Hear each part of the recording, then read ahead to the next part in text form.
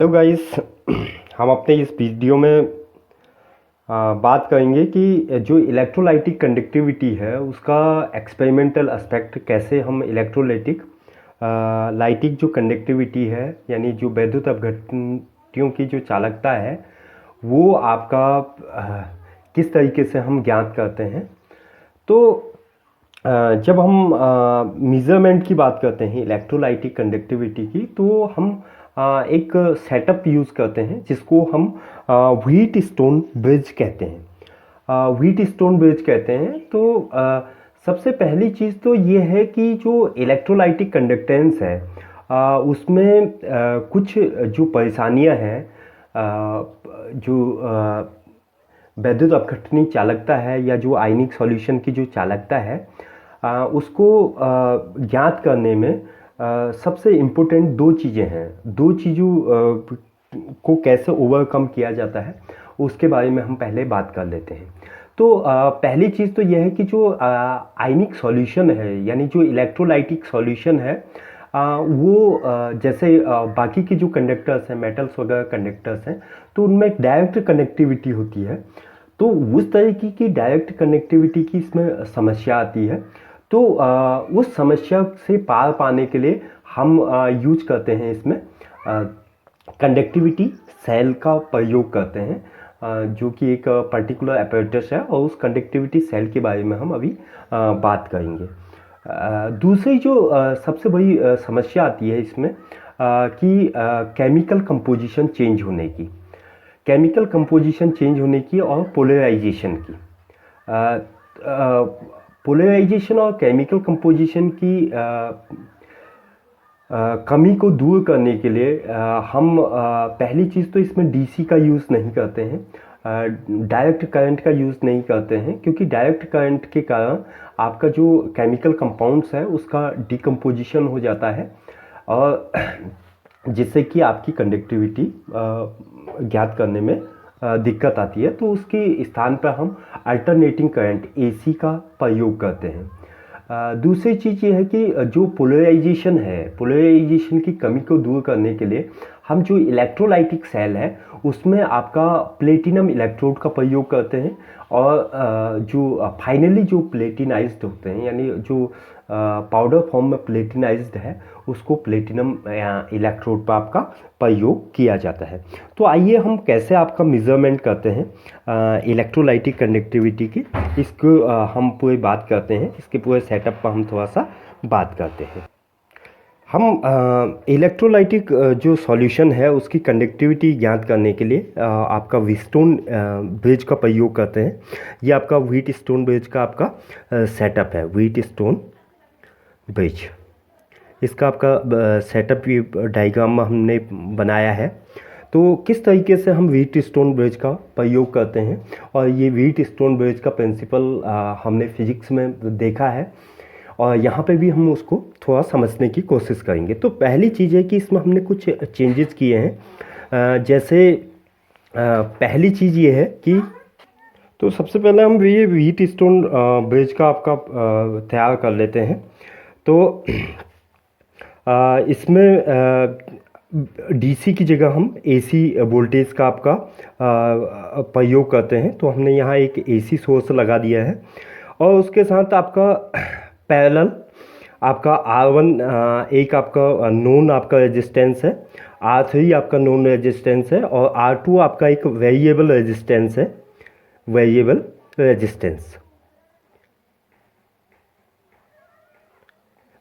Resistance है।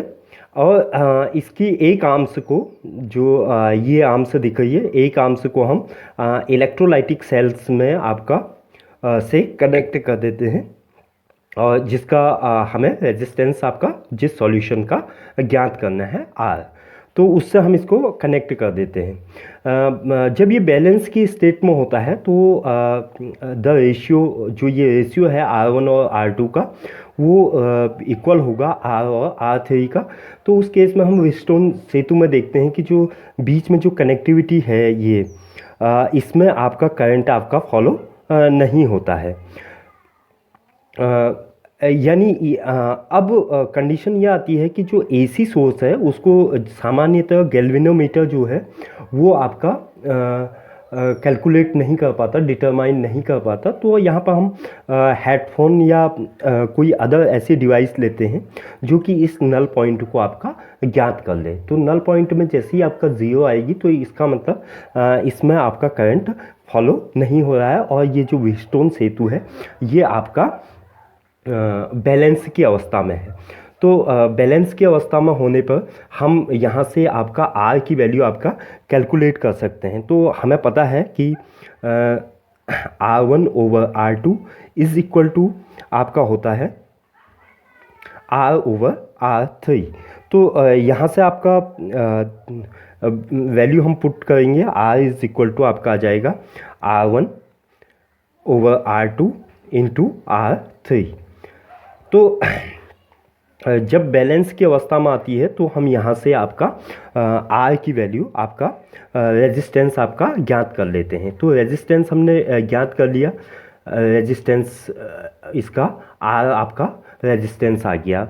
चूँकि यहाँ से आपका आसानी के साथ आपका कंडक्टेंस आपका ज्ञात किया जा सकता है।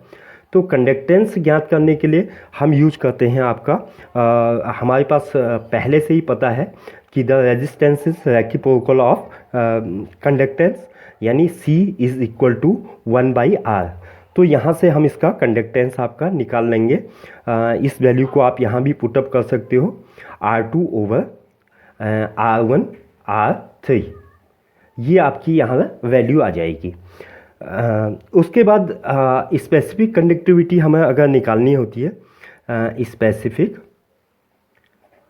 कंडक्टिविटी,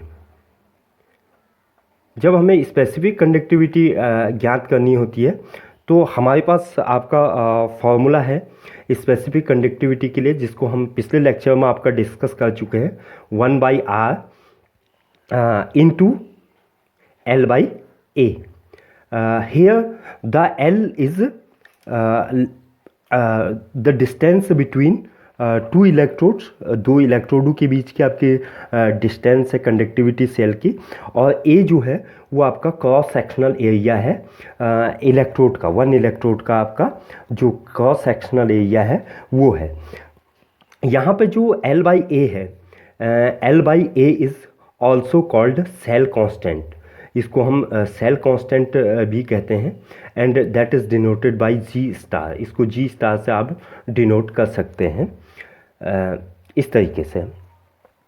तो चूँकि हमारे पास आपका यहाँ से कंडक्टेंस आपकी वैल्यू निकल चुकी है, तो हम यहाँ से आपका स्पेसिफिक कंडक्टिविटी आपका कैलकुलेट कर देंगे। कप्पा इज़ इक्वल टू आपका आ जाएगा कंडक्टेंस इंटू सेल कांस्टेंट, यानी C into G star.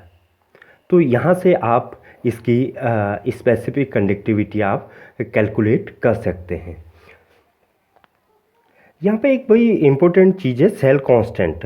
Simply जो सेल कांस्टेंट है, सेल कांस्टेंट को हमने डिफाइन किया, that is the ratio of distance between two electrodes and the cross sectional area of electrode, यानी जो उन दोनों के बीच की दूरी है और जो क्रॉस सेक्शनल एरिया है, इन दोनों का जो अनुपात है वो सेल कांस्टेंट कहलाता है।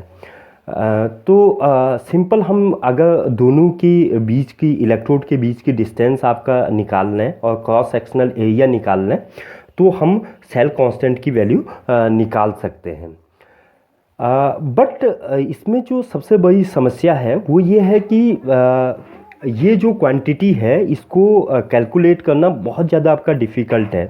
इसकी जो CS वैल्यू है उसको कैलकुलेट करना डायरेक्टली आपका डिफ़िकल्ट है। तो इसके लिए हम आपका डायरेक्ट मेथड की जगह आपका इनडायरेक्ट मेथड यूज करते हैं सेल कांस्टेंट के लिए।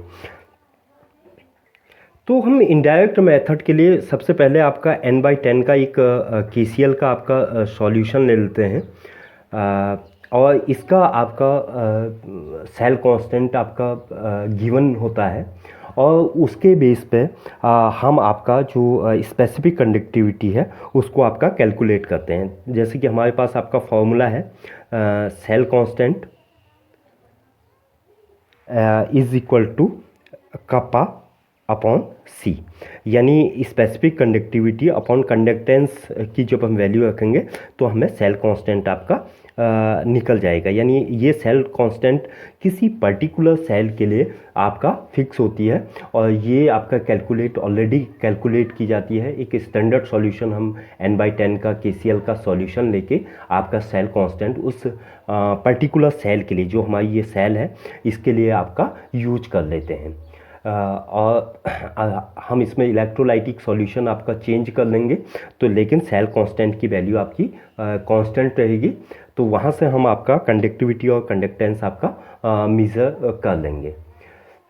कंडक्टेंस आपको दिया है और सेल कांस्टेंट आपका n/10 KCl के सॉल्यूशन से हम पर्टिकुलर स्पेसिफिक सेल के लिए हमने निकाल दिया, तो हम यहाँ से आपका कप्पा की वैल्यू आपका निकाल सकते हैं।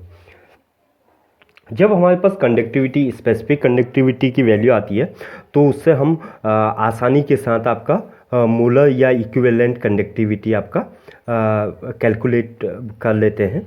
तो जो मोलर कंडक्टिविटी है, जैसा कि हम जानते हैं, lambda m is equal to आपका specific conductivity into 1000 upon m, that molar था। तो यहाँ से हम मोलर कंडक्टिविटी आपका कैलकुलेट कर लेते हैं। इसी टाइप से आप इक्विवेलेंट कंडक्टिविटी कैलकुलेट करना चाहें तो इक्विवेलेंट कंडक्टिविटी भी आपका आसानी के साथ आपका यहाँ से कैलकुलेट की जा सकती है। तो lambda equivalent conductivity kappa into 1000 upon n।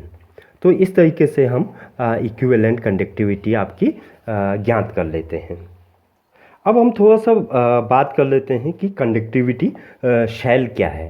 हमने व्हीटस्टोन ब्रिज में आपका जो अननोन आपका सॉल्यूशन था, चूँकि जो सॉल्यूशन है उसको आप डायरेक्ट डिटरमाइन नहीं कर सकते हैं, जैसा कि अदर आपका जो कंडक्टर है उनके केस में ईजिली हम जो आपका करंट है उसको आपका कनेक्ट किया जा सकता है। लेकिन जब सॉल्यूशन की हम बात करें तो उसको डायरेक्टली जो कनेक्शन है उसके, वो थोड़ा सा मुश्किल होते हैं। तो उसके लिए हम एपरेटर्स का यूज़ करते हैं जिसको हम कंडक्टिविटी सेल कहते हैं। तो बहुत तरह की आपकी कंडक्टिविटी सेल हैं। तो अगर आप इसको सिंपल वे से कंडक्टिविटी सेल को डिस्कस करें तो सिंपल वे से हम इसको ये कह सकते हैं कि the glass apparatus used for measuring the resistance of definite volume of a solution is called conductivity shell। यानी कोई भी जो आपका ग्लास apparatus है और जिसका हम रेजिस्टेंस नापने के लिए आपका प्रयोग कर रहे हैं किसी डेफिनेट वॉल्यूम सॉल्यूशन के, इलेक्ट्रोलाइटिक सॉल्यूशन के, उसको हम सिंपली आपका कंडक्टिविटी सेल कहते हैं। तो इसमें जनरली ये आपका कुछ एग्जाम्पल हमने दिए हुए हैं कंडक्टिविटी सेल के, और इसके अलावा भी आपके तमाम तरह के डिज़ाइन के आपके कंडक्टिविटी सेल पाए जा सकते हैं। तो इसमें एक जो बाहर से जो जैकेट है वो पायरेक्स ग्लास का आपका जैकेट है, जिसके अंदर आपका इलेक्ट्रोलाइटिक जो सॉल्यूशन है वो आपका फिल है। इसके अंदर इलेक्ट्रोलाइटिक आपका सॉल्यूशन आपका फिल किया गया है। एक फिक्स डिस्टेंस पे हमने आपका प्लेटिनम इलेक्ट्रोड आपका यूज़ किए हैं। ये आपका प्लेटिनम इलेक्ट्रोड है, प्लेटिनम इलेक्ट्रोड है। प्लेटिनाइज्ड प्लेटिनम इलेक्ट्रोड इसलिए आपका यूज़ किया है ताकि जो आपका इलेक्ट्रोलाइट्स है उसमें पोलराइजेबिलिटी की जो घटनाएं हैं वो कम से कम हो और जो आपकी जो वैल्यू है वो आपका ईजिली आ जाए। तो इसलिए हमने इसको प्लेटिनाइज्ड प्लेटिनम का आपका प्रयोग किया है। और ये जो है ये कनेक्टिंग वायर्स हैं, दीज आर कनेक्टिंग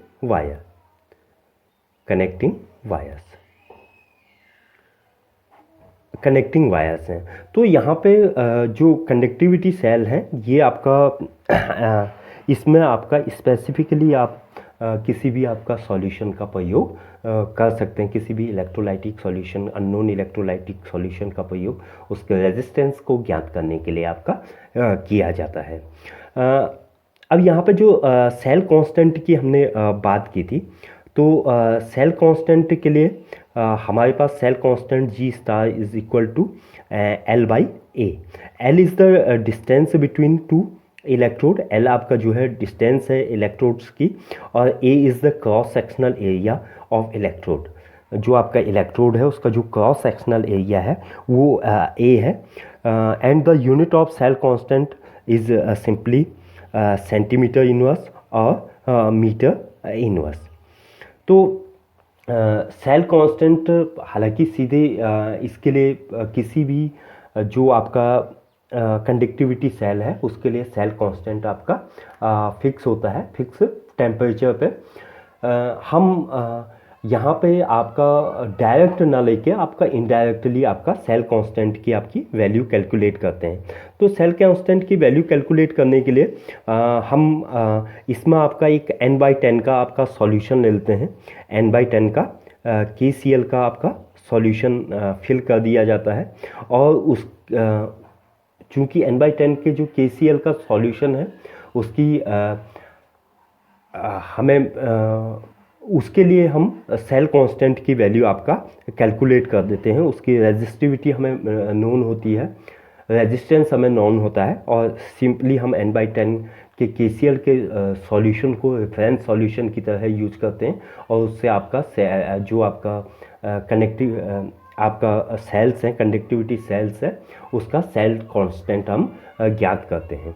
और उस सेल कांस्टेंट का ही प्रयोग हम जो बाकी के जो सॉल्यूशन हम इसमें आपका यूज करेंगे उनके लिए किया जाता है। धन्यवाद।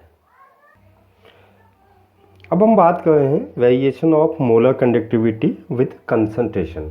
तो सबसे पहले आपका वेरिएशन मोलर कंडक्टिविटी का वेरिएशन देखने के साथ साथ हम पहले कंडक्टिविटी का वेरिएशन देखते हैं कि कंसंट्रेशन के साथ कंडक्टिविटी किस प्रकार चेंज होती है। तो चाहे वो आपका वीक इलेक्ट्रोलाइट है या स्ट्रॉन्ग इलेक्ट्रोलाइट है, हमने दोनों तरह के इलेक्ट्रोलाइट की बात की। तो पहले हम बात करते हैं कंडक्टिविटी विद कंसंट्रेशन। तो जो वेरिएशन है कंसंट्रेशन के साथ, सांद्रता के साथ आपका चालकता का, वो क्या है। तो चाहे वो आपका वीक इलेक्ट्रोलाइट है या स्ट्रॉन्ग इलेक्ट्रोलाइट है, तो जैसे हम बात करते हैं कि अगर उसकी सांद्रता कम है तो उसमें जो कैटायन और एनायंस होंगे उनकी संख्या कम होगी, नंबर ऑफ कैटायंस और एनायंस की संख्या कम होगी।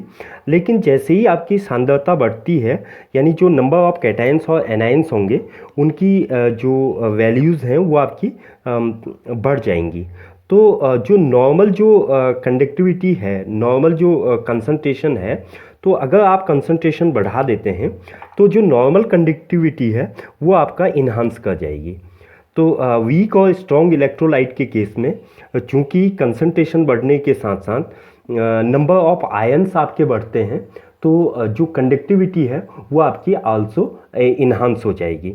लेकिन जब हम मोलर कंडक्टिविटी की बात करते हैं तो मोलर कंडक्टिविटी के केस में आपका दूसरी कंडीशन होती है।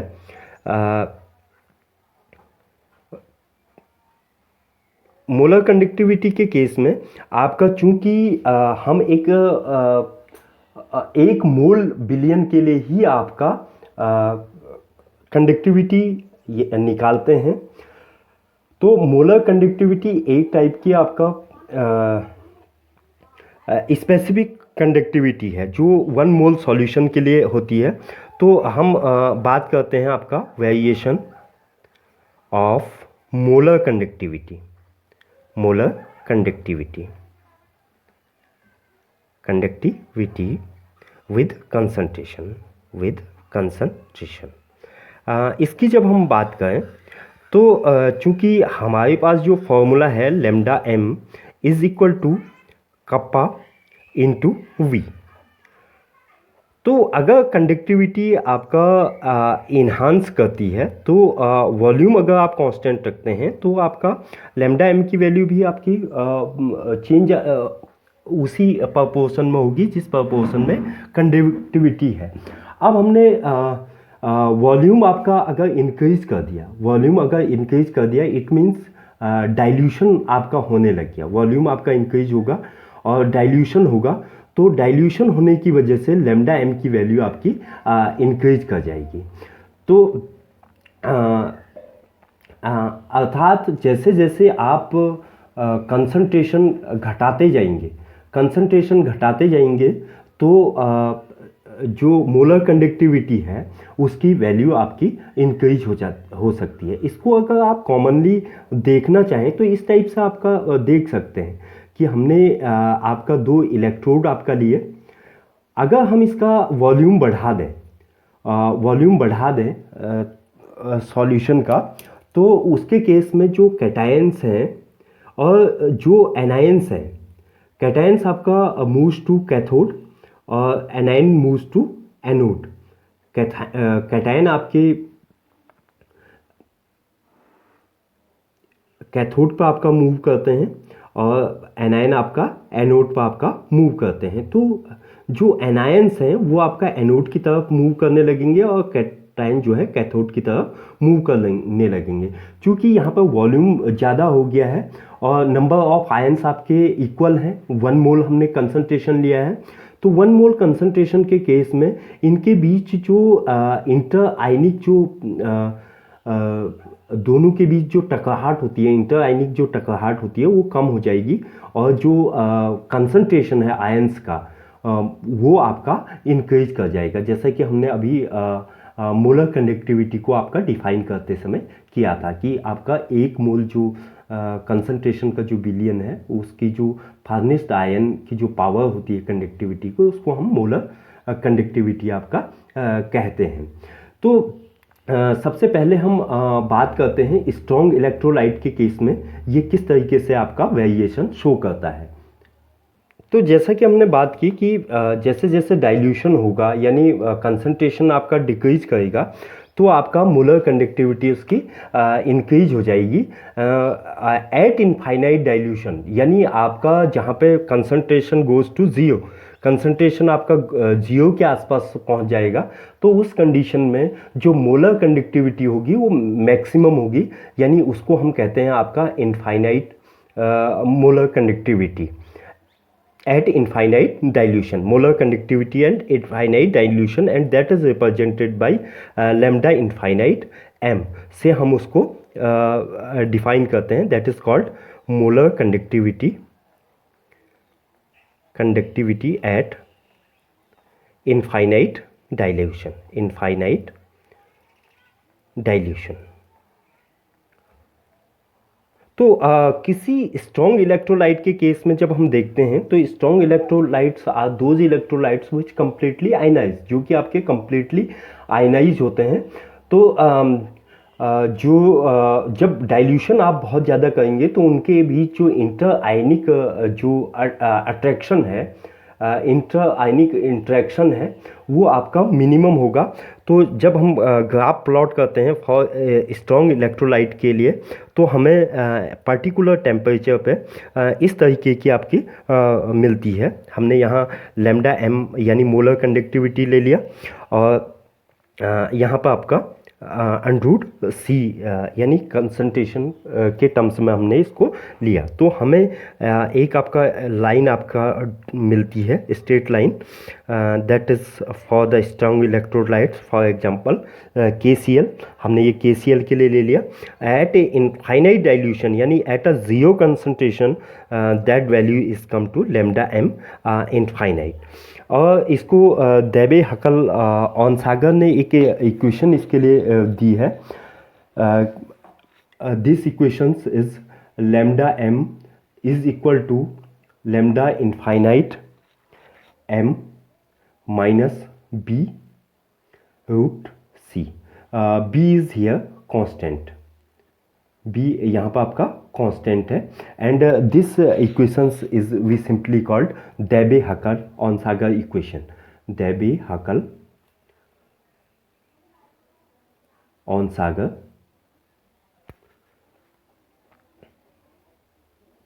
ऑनसागर इक्वेशन। तो हम अनरूट सी और मोलर कंडक्टिविटी के बीच ग्राफ प्लॉट करके हम लैम्डा एम इनफाइनाइट को प्राप्त कर सकते हैं स्ट्रॉन्ग इलेक्ट्रोलाइट के केस में। Now we have use for the weak electrolytes. अब हम वीक इलेक्ट्रोलाइट्स के लिए जब बात करें तो वीक इलेक्ट्रोलाइट्स में हमें पता है कि जो वीक इलेक्ट्रोलाइट्स हैं उसके केस में वीक इलेक्ट्रोलाइट्स में आपका कंप्लीट डिसोसिएशन नहीं होता है। लेकिन जब आप हम यहीं पर आपका एक वीक इलेक्ट्रोलाइट्स के लिए आपका एक एग्जांपल ले रहे हैं। फॉर एग्जांपल CH3COOH, ये आपका एसिटिक एसिड है जो वीक इलेक्ट्रोलाइट्स है। तो हम देखते हैं कि इस डाइल्यूशन के साथ साथ वीक इलेक्ट्रोलाइट्स का आपका जो कंडक्टिविटी है वो इन्हांस कर रही है और एक समय के बाद स्टीपली बहुत तेज़ी के साथ आपका इन्हांस करती है। और एट इनफाइनाइट डाइल्यूशन और इनफाइनाइट डाइल्यूशन पर हम ये मानते हैं कि जो अल्फा है डिसोसिएशन, डिग्री ऑफ डिसोसिएशन है दैट शुड बी 1, वो आपका 1 हो जानी चाहिए। लेकिन उस केस में जो कंडक्टिविटी है वो बहुत कम कंडक्टिविटी हो जाती है जिसको कि कैलकुलेट करना मुश्किल होता है। तो इसलिए जो वीक इलेक्ट्रोलाइट्स हैं उसके केस में आपका लैम्डा एम इनफाइनाइट कैलकुलेट करना मुश्किल होता है। आइए इसको हम इस तरीके से हम देखते हैं कि जो स्ट्रॉन्ग इलेक्ट्रोलाइट्स हैं और वीक इलेक्ट्रोलाइट्स हैं उनका कंसंट्रेशन के साथ साथ आपका लगातार आपका कंसंट्रेशन जैसे जैसे वेराइज करता है, कंसंट्रेशन जैसे कम होता है, डाइल्यूशन होता है, तो उस केस में आपका मोलर कंडक्टिविटी लगातार इन्हांस करती है। धन्यवाद।